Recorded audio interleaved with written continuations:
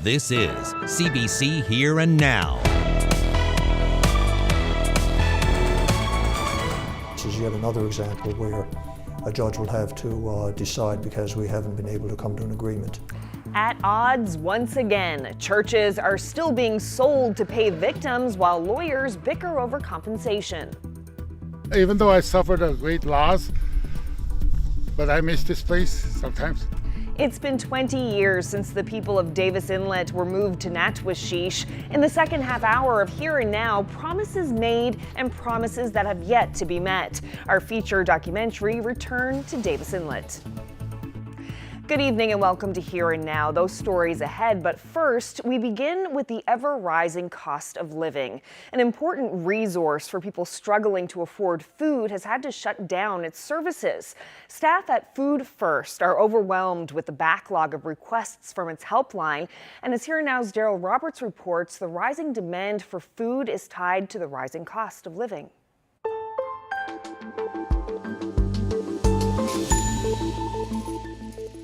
People across Newfoundland and Labrador have struggled with the cost of living in 2022. As grocery prices went up, food banks were busier than ever. The community food helpline at Food First helps those struggling with the cost of food get gift cards, hot meals, and food hampers. But right now, some calling the helpline are being put on hold.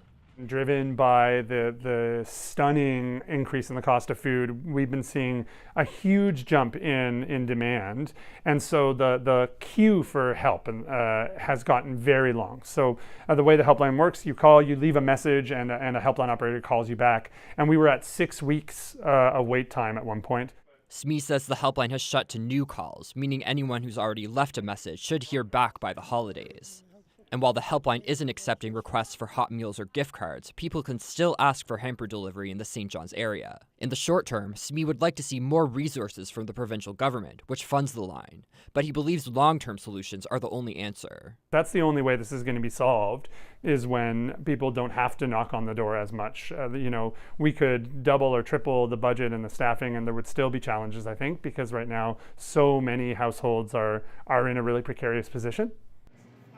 According to a study from the University of Toronto, nearly 1 in 5 households in Newfoundland and Labrador are food insecure. This province also has the worst rate of childhood food insecurity in the country.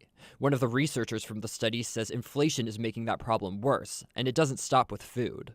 It means, struggling to put food on the table, worrying about running out of food, compromising the quality and quantity of diet. But, these households are also struggling with rent, they're struggling with utility payments, they're struggling to fill prescriptions and follow medication as prescribed, all because of the financial circumstances that they're in.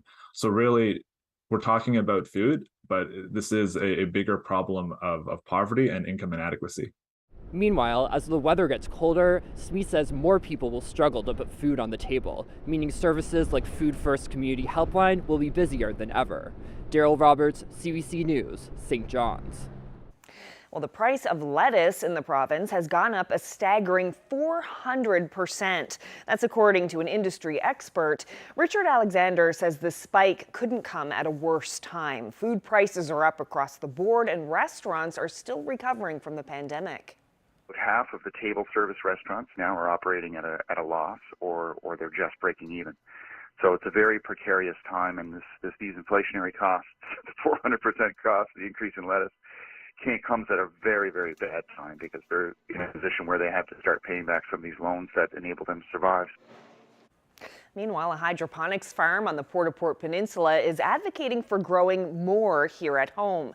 Green Head Growers produces 800 heads of lettuce each week, but hopes to grow 10 times that in the next few years.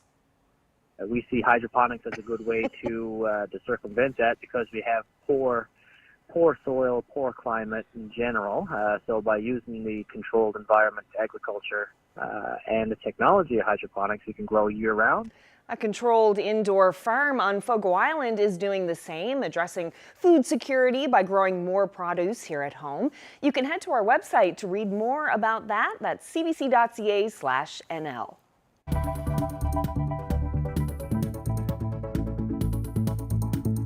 After Denise Champion's mother died, her home support worker offered to take her into her home But Champion's family says Central Health isn't paying enough and fears Denise might have to go to long-term care. Coming up on Wednesday, the newest part of the CBC series concerning care.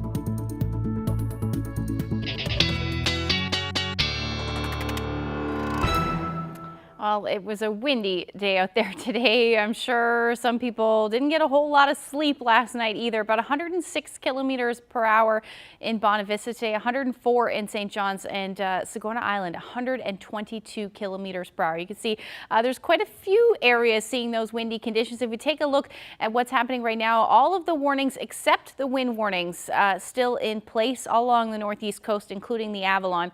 And the wind's still pretty gusty, currently sustained at about 83 kilometers per hour in St. John's, 61 in St. John's, 83 kilometers per hour in Bonavista. You factor in those wind gusts, it's about 100 kilometers per hour in Bonavista. The good news is, though, the winds should ease over the next couple of hours. We'll see them drop below warning criteria by the time we get to around 8 or 9 o'clock tonight. Still gusting upwards of about 70 kilometers per hour, but then as we head into tomorrow, we'll see some relief except into the evening hours. Another period of some gusty winds as an area of low pressure moves through for the Burin Peninsula as well as parts of the Avalon.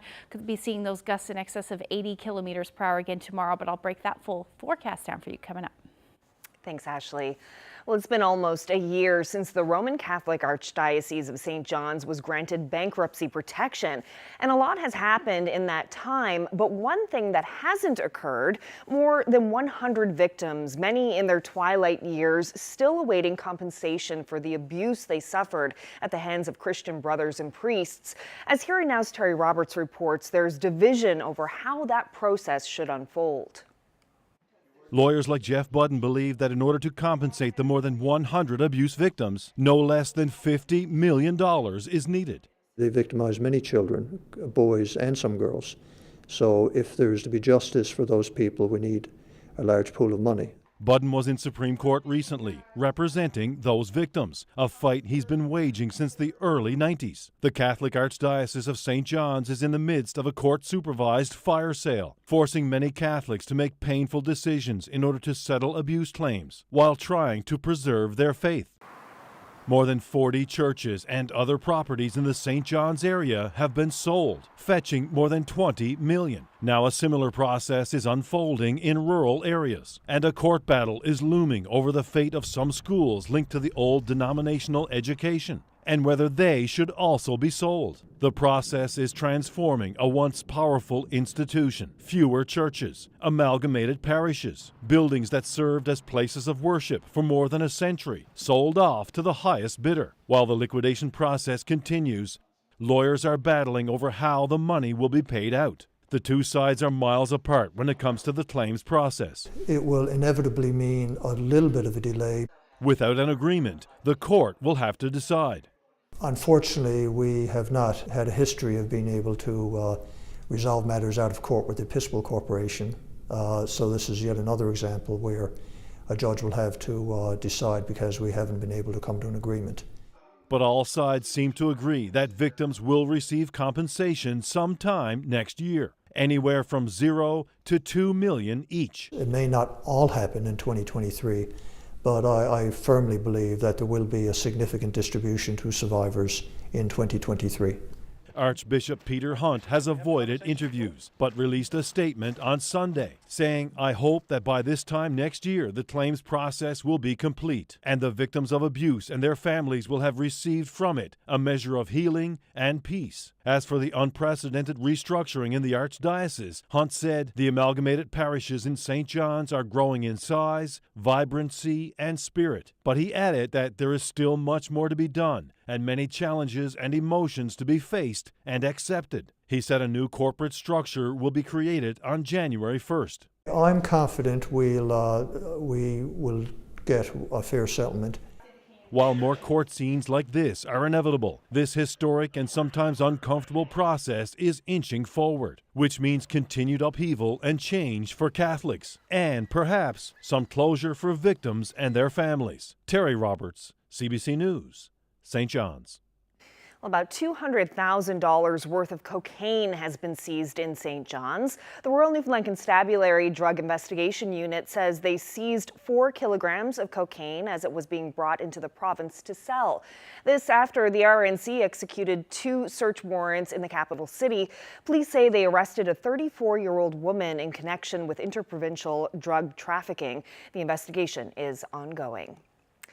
Well, changes are coming to Corner Brook's public transit system. In the new year, riders will be able to pay using a refillable digital card, just like users on the Avalon. The move is expected to save the city a lot of money. That's because Corner Brook has teamed up with Metrobus to bring in the new technology. The city is also adding a route to the Western Long-Term Care Home, and that's in partnership with a local cab company, which will transport people from bus stops to and from the home. The taxi ride will be no additional cost to the rider. The city says it will subsidize the trip.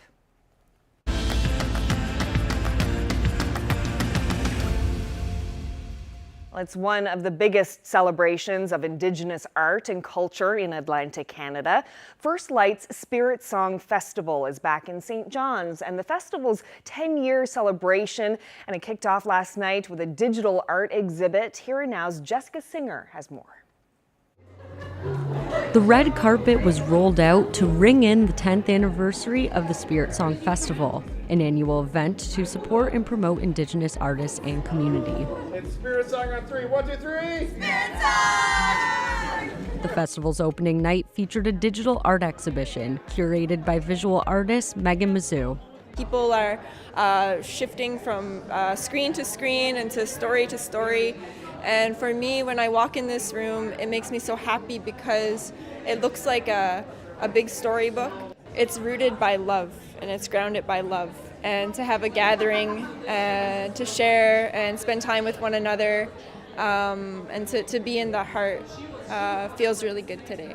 This is such a cozy, family-driven festival, and with all the 5 films being shown at once, these are my kin showing and neighbors showing at the same time. So I was working on a series of blanket samples with Nklakatmuk basketry motifs embedded in the cloth. In Nklakatmuk weaving traditions, motifs are used to tell a story of place and personhood and many other things. Hi, I'm Monica Rumbold, and I want to welcome you to Putlamat Studio. We are going to start with our scalpel. I'm going to cut in. The festival is so much more than exhibitions. It is the creation of a community, and like any other community, we welcome everyone, Indigenous or non-Indigenous, it doesn't matter. You're all welcome here at Spirit Song. This year's festival is a week-long celebration with events happening in downtown St. John's until Saturday. Some other events include ulu-making workshops, live music performances, and of course, an all-ages dance party. If you want to find out more about the festival, you can check out firstlightnl.ca. Jessica Singer, CBC News, St. John's.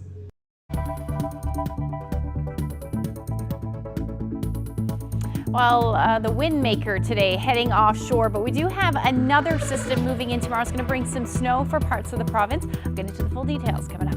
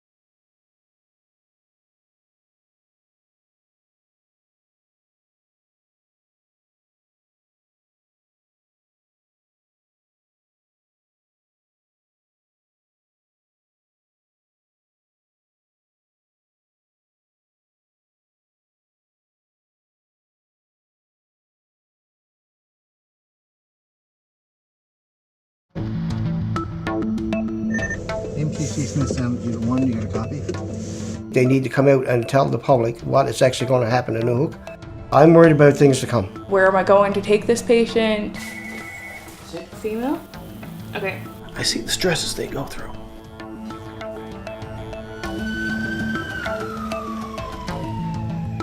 It's been a day already.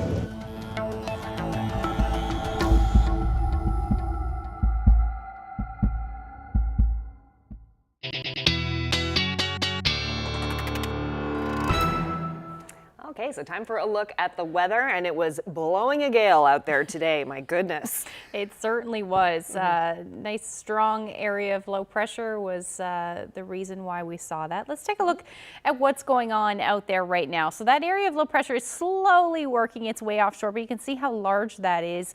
And in behind it, we've got that area of snow working its way through Quebec at the moment, and that will be our next weather maker as we head through the night tonight. But it is this area of low pressure, and the colder air is moving in, and we are seeing definitely some colder air right across the province today. Taking a look at the daytime highs, 10 degrees, minus 10 rather, in Churchill Falls, minus 5 in Happy Valley, Goose Bay. Temperatures in around 0 or 2 degrees for the majority of the island, except in the east. But these temperatures were around midnight last night, because they certainly weren't there all day today. It's the past 12 hours in St. John, somewhere between 0 and 1. So we definitely saw some of that colder air move in, and that will stick with us as we head through tomorrow for the most part. Factor in that wind chill thanks to those strong winds, feeling more like minus 7 at the moment in St. John's, minus 10 in Gander, minus 8 in Stephenville, and up across Labrador. Some windy conditions for you as well, and leading to wind chill values around minus 18 in Lab City. So certainly feeling that winter air. If we take a look at the wind reports in Bonavista today, well, how many hours we're talking? 2 to 6 o'clock. We're seeing those winds gusting over 100 kilometers per hour, down to about 100 now. And if we take a look at the forecast going forward, those winds will ease as we get through to the overnight and into tomorrow morning. Again, we'll see a period of some gusty winds into the evening hours, and that's because our next system is going to move in, and it will bring a couple of hours of some windy conditions. Not nearly as windy as we saw yesterday and today, but overall we are looking at those winds picking up. Tonight, not a whole lot happening. Once that area of low pressure departs, the winds will ease, and we'll actually see some clearing skies for the most part. We'll likely see some showers, flurries rather, develop on the west coast out ahead of our next system. Area of low pressure starting to get organized by the time we get into the morning hours. That will bring some more snow right along with it. Now, temperatures tonight should be sitting somewhere between 1 to 6 degrees below 0. Again, with those winds out of the west, between 40 to 60 kilometers per hour. Northern Peninsula, a tad cooler for you. And then up across Labrador, sitting between minus 8 and minus 14. As the overnight lows. Now, just taking a look at what's going to happen tomorrow, we will see most of central and parts of the west coast seeing that snow develop by the time we get into mid-morning. So roads will likely be a bit slick. Now, along the Burin Peninsula and the Avalon, there is a chance we'll see this change over to rain. There's a bit of a disagreement, but higher elevations will likely see the accumulating snow, and then lower to the surface, we'll probably see some rain in the mix with this. That will move through fairly quickly by the time we get into 8 or 9 o'clock at night, but when that area of low pressure gets close to the Avalon, this is when we'll likely see those stronger winds, and then not a whole lot happening, just the snow continuing, some onshore flurries continuing along the west coast. Now, just taking a look quickly at the winds. Between 6 and 7 o'clock tomorrow night is when we'll see those winds gusting between 70, maybe even 80 kilometers per hour through the night. And then into the afternoon and evening hours, we're still looking at those gusts between 40 to 60 widespread. As far as snowfall amounts go, heaviest likely through central, about 5 to 10 centimeters. Again, higher elevations on the Avalon, 2 to 5, 5 to 10 likely for those higher elevations for you. Now, as far as temperatures go tomorrow, talking between 1 and 4 degrees, maybe a bit cooler for the Northern Peninsula and Green Bay, White Bay, where those temperatures will be hovering between minus 1 and 0. And then for Labrador, your temperatures into the minus single digits, minus double digits again for Lab City. And with some gusty winds, your wind chills will be quite significant as well. feeling more like the minus teens or even close to the minus 20s into the afternoon hours. So that's a look at the forecast for tomorrow. We'll look ahead when I come back.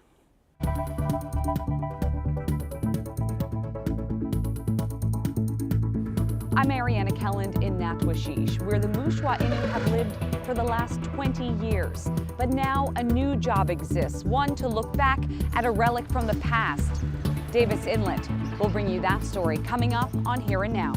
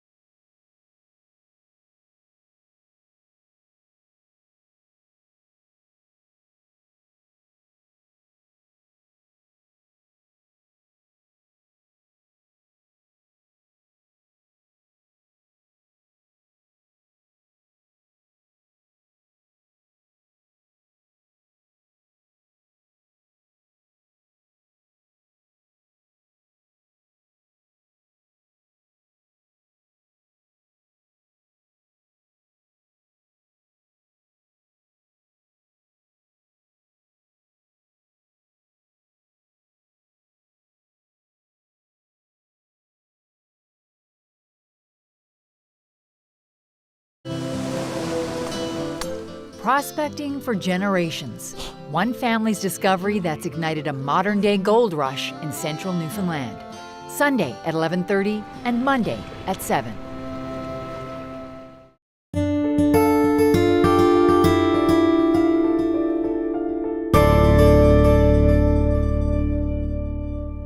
We're we're about to bring you to northern Labrador, where an Innu community has a big task ahead: what to do with Davis Inlet.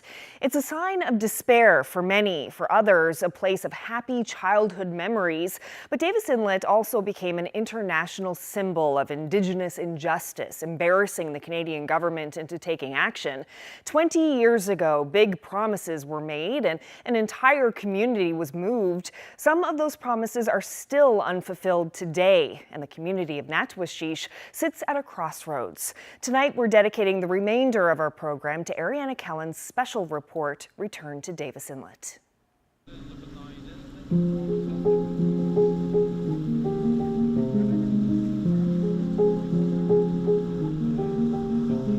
Beyond these hills is a hidden home, frozen in time from a not-so-distant past.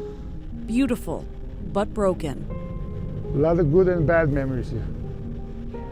Gregory Rich is the former Grand Chief of the Innu Nation. This, Davis Inlet, was his home. He was born here, married here. His children died here. You guys remember the tragic story, February 14, 92? Yes. Those were my kids. They had the house fire. It's on the hills there.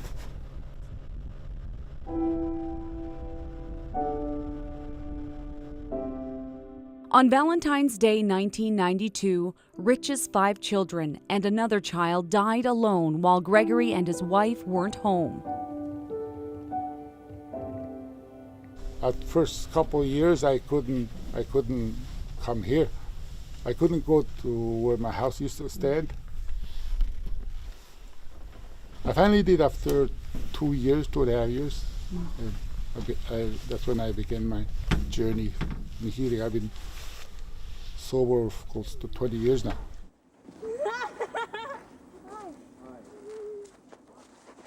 These images of children sniffing gas to numb the pain of consequences of a way of life ripped away.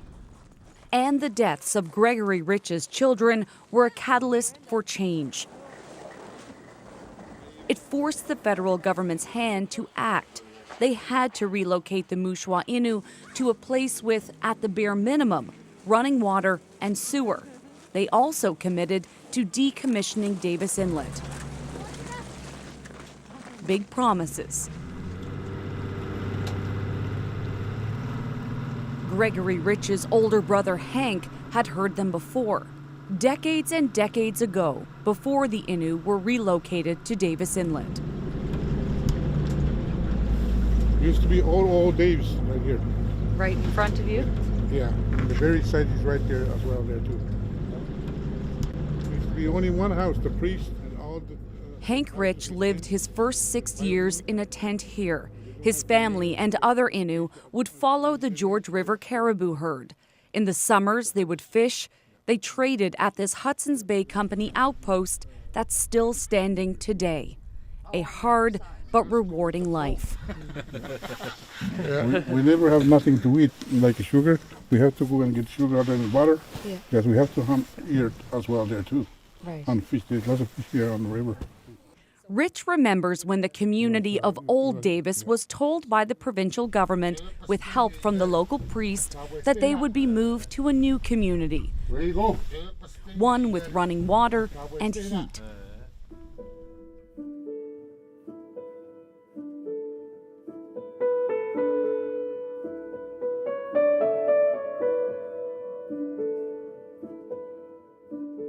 That relocation happened in 1967, moving the Innu to a new Davis Inlet surrounded by water, away from the caribou, away from purpose.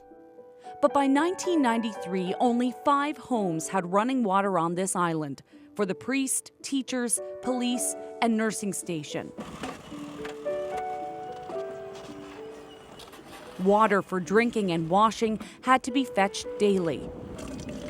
Buckets of human waste hung outside homes, or honey buckets were used in small rooms inside. Health was declining, addiction was rampant, and the Innu were fighting for their lives and sovereignty. All right, let's go. Let's go. The federal government relocated the Innu again in 2002, this time to a place of their choosing. They moved to Natuashish 20 years ago this year. I'm more concentrated on the good parts, rather than dwelling on the negative kind of things. It doesn't make any sense for me to dwell on the past, life goes on, right? Yeah. Whenever there is a... John Newey is the chief of the Mushwa Innu First Nation. He would like to see a boardwalk in Davis Inlet to educate young people on where they came from, happy memories and sad ones. But his focus today is on the now. We may have a lot of challenges in the struggles in Davis Inlet, but the struggles take us to where we are right now. I think that's where we need to remember it. Strides have been made. Homes have running water and heat. More children are going to school and graduating. And more children in care are staying within the community. John Newey says short-sightedness on behalf of the federal government has left Natuashish in a predicament it's been in before. Over the last several years, dozens of new homes have been constructed here in Natuashish. Soon these boards will come off the doors and windows, and new families will move in. But in a community of just over 1,000 people, there are about 100 families who still need a place to live. That's forced some to leave the community and others into already overcrowded houses. This is 2002. My room.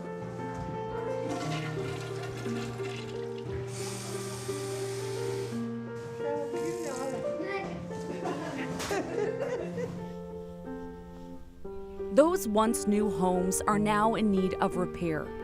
Some are vandalized and damaged. Others are worn from 2 decades of unrelenting winters.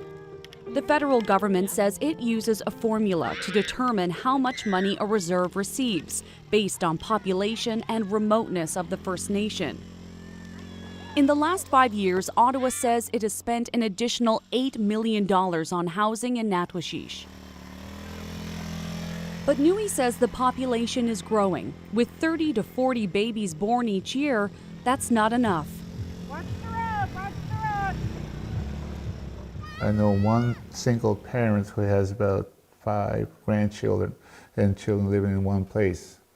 So it's a 3-bedroom house, and 13 kids, It's sad sometimes to see that still living this way, that we're the same place that we're trying to run away from, get away from, right? It's still it doesn't make sense. It's 2022 and we're still living like this, and that's what bothers me. 3 reports by the Canadian Human Rights Commission in 3 decades. Federal and provincial government failures throughout.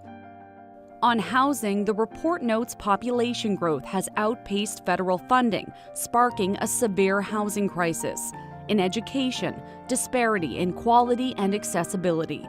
In child welfare, children were taken into care outside of their own communities, disconnected from Innu culture and language.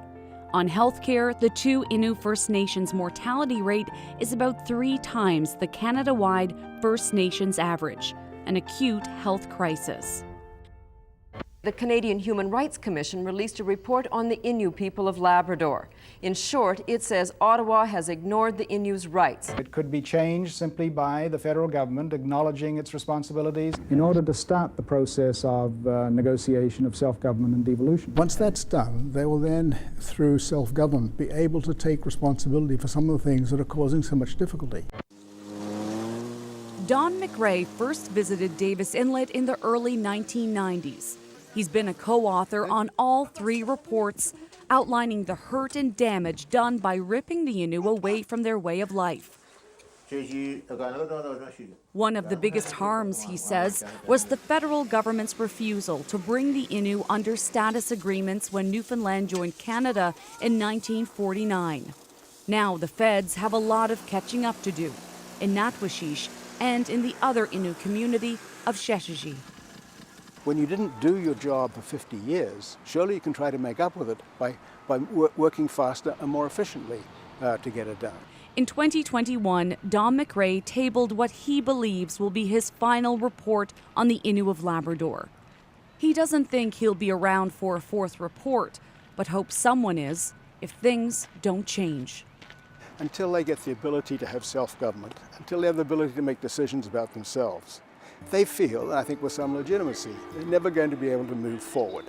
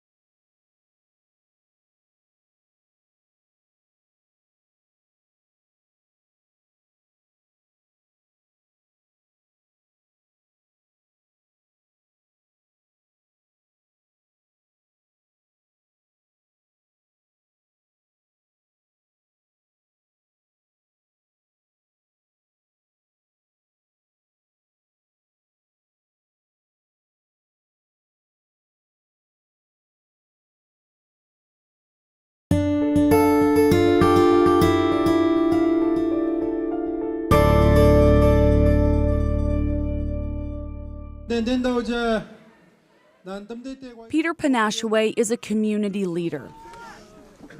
By 26, he was Grand Chief of the Innu Nation, was later the driving force behind negotiations of the Impacts Benefit Agreement between the Innu Nation and the Voisey's Bay Nickel Company. We've carved ourselves a future in Newfoundland and Labrador. He was also an MP in Stephen Harper's government. You will see people paying the price, the same price. But one of his longest jobs, negotiating land claims and self-governance for the Innu.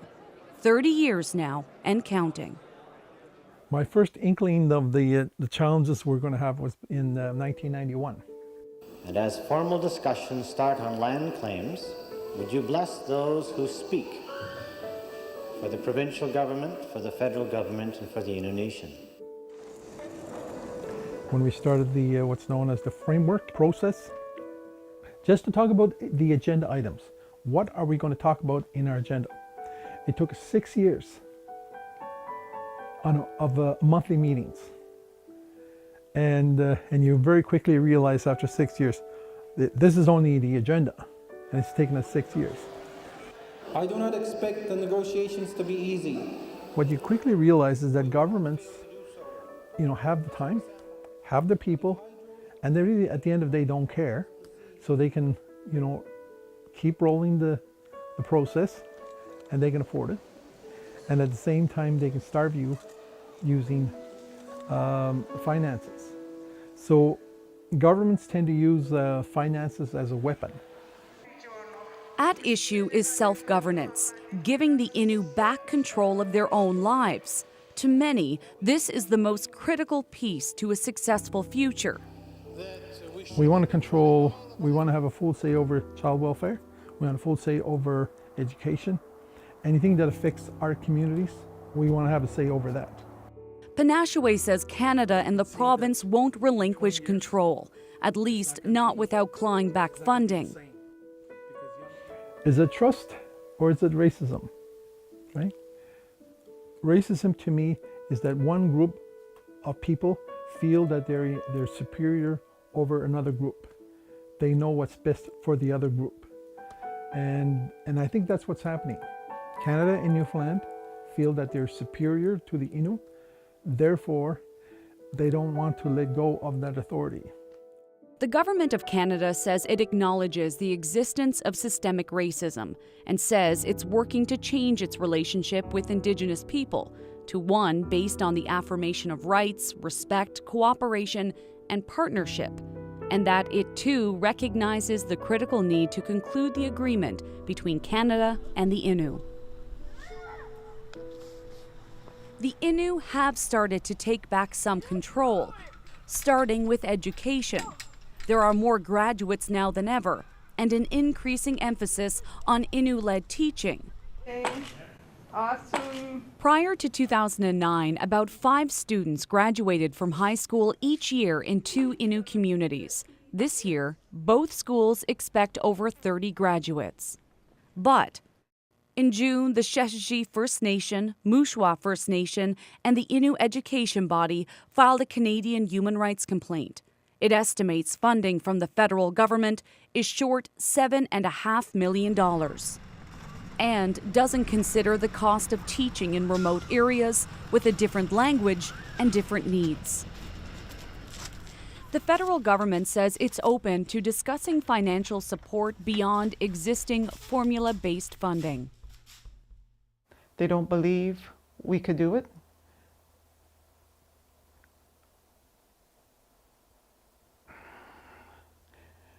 That frustrates me. That frustrates me because we work so hard. We work so hard as a school board. Parents work so hard to get their kids to school, and those kids work so hard to get through school. And when you have a government that basically says, we don't trust you to run your own schools, but we can only give you this much, see if you can manage. And I think we're doing pretty good since we've taken over. But we're still not there.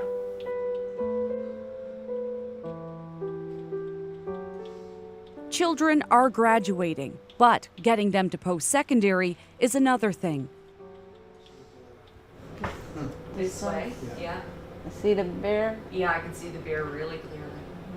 The pokers capture the stunning beauty of Natuashish and Northern Labrador, its wildlife and landscapes, northern lights, and people. Oh, look. Oh my. Their 5 daughters are the perfect subjects. Nichelle and Aaron Poker were happy for them to leave that beauty behind, even just for a while. 3 of their girls were ready to go to university this fall, but there was only funding for one, so no one went. So we had vehicle picked out, we had apartment ready, we had all the registrations forms done, but the plan didn't go our way. And now it's another year of worrying. There are always new gas sniffers. There's always new drinking on the go. And they always manage a way to bring it in. Just can't catch them, right? So we got to accept that now. Just can't really control it.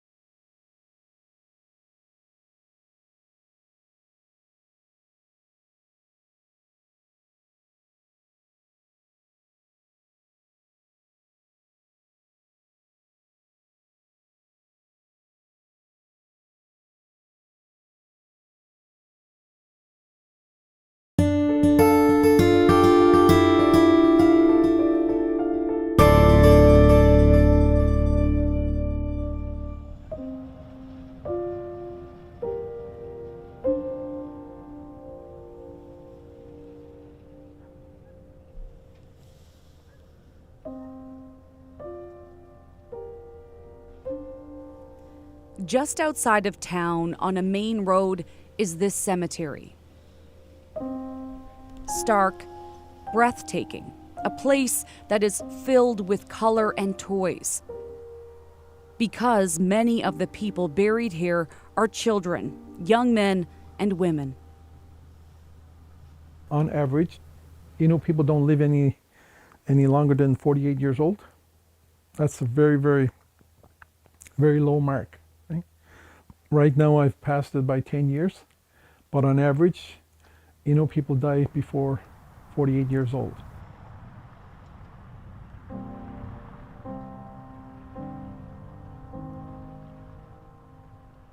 And those are the stakes. They couldn't be higher.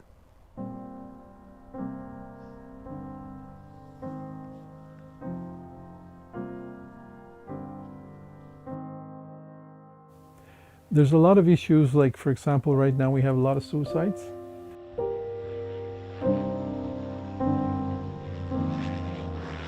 It's evident from the moment you step off the plane into the community that some social problems have followed to Natuashish. Canada and Newfoundland can't deal with all the social issues that happen in our community. There are issues. They may have caused it, but there are issues. We just need to have the resources to be able to address those challenges.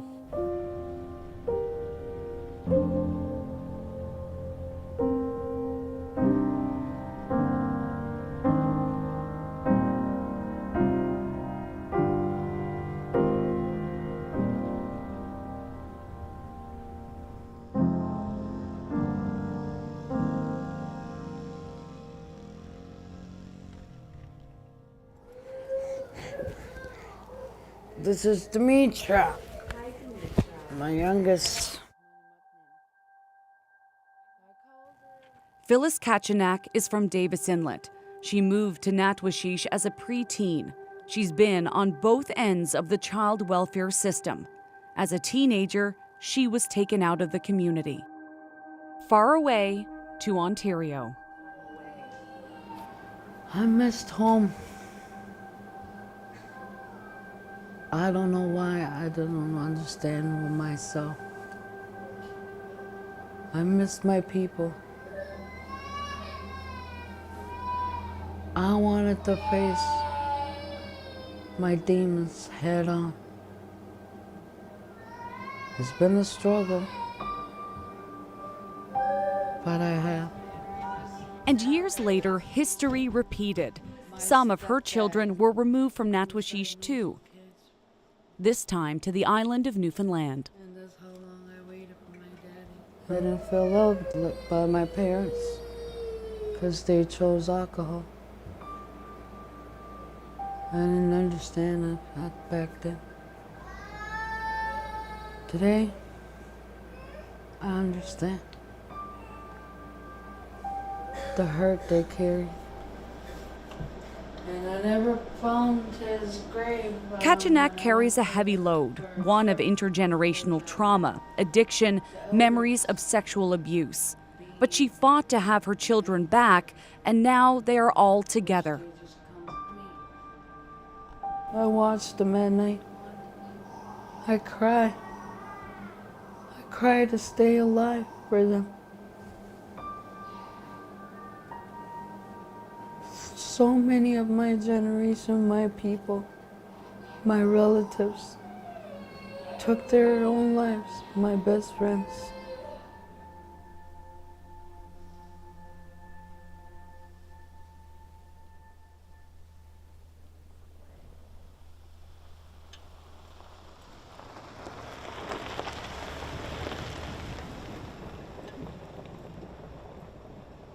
It's the first day of school, and Phyllis is here to drop off her kids. It's not just their first day, but hers too. She's finishing her adult basic education. Ready to begin my journey.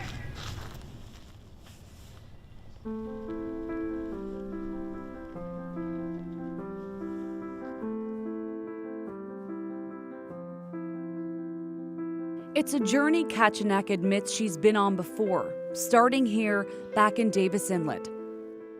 She stumbles sometimes and is pulled between staying with her people and leaving for good. old problems followed Kachenak out of Davis Inlet. And while the embodiment of a place lives on, there's still the task of what to do with Davis Inlet. Ladder.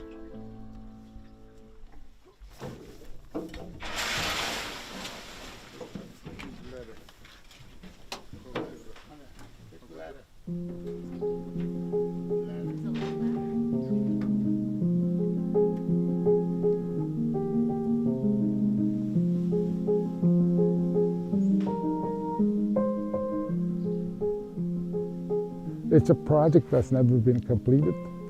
One of them is decommissioning.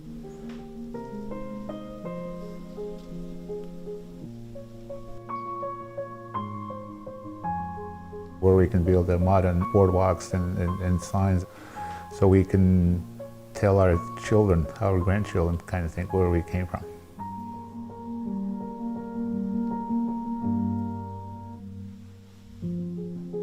I like going up there and looking at the houses, saying this is my house when I was young. For me, they should leave it alone.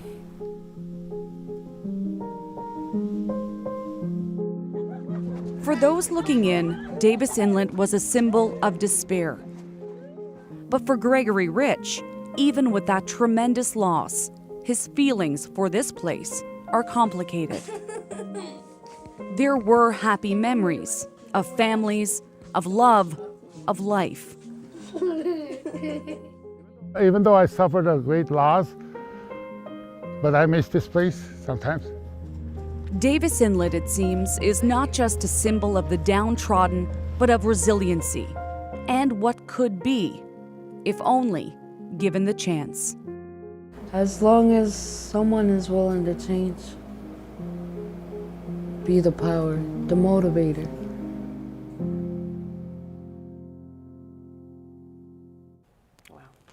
You've been watching a special documentary, Return to Davis Inlet. Our thanks to the CBC's Ariana Kelland and Katie Breen for putting that excellent documentary together.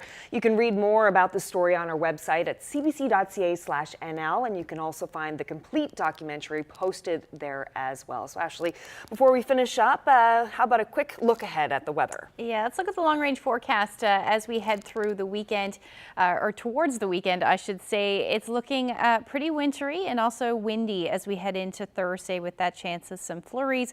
That will continue, at least the winds in the first half of Friday, and then eventually those winds will ease. But again, that potential for some flurries or showers pretty much right across the board for St. John's and Eastern Newfoundland. For Central Newfoundland, similar forecast. Those windy conditions expected on Thursday. It's more flurries possible on Friday than a rain-snow mix on for your Saturday. Anywhere from 0 to 3 degrees, and then a little cooler for Western Newfoundland, also a bit more gray, with that chance of some flurries continuing right through Saturday. Now, as far as Eastern Labrador goes, you're looking at the chance of a few flurries pretty much right through to Thursday, Friday, and Saturday. Overnight lows are dipping again into the minus double digits, but overall temperatures will stay well below zero. Then for Eastern Labrador, some sunshine for the next couple of days. Once we get to Wednesday and Thursday, some light snow will move right back in for your Friday and Saturday. Temperatures around -8 or -9. Now, I want to leave you with this great shot. This is actually up in Nain, ice fishing in Nain. Katie Harris shared this great shot with us. This is Tyler. Oh, nice. Yeah, it's wonderful. Thank you so much for sharing that photo with us.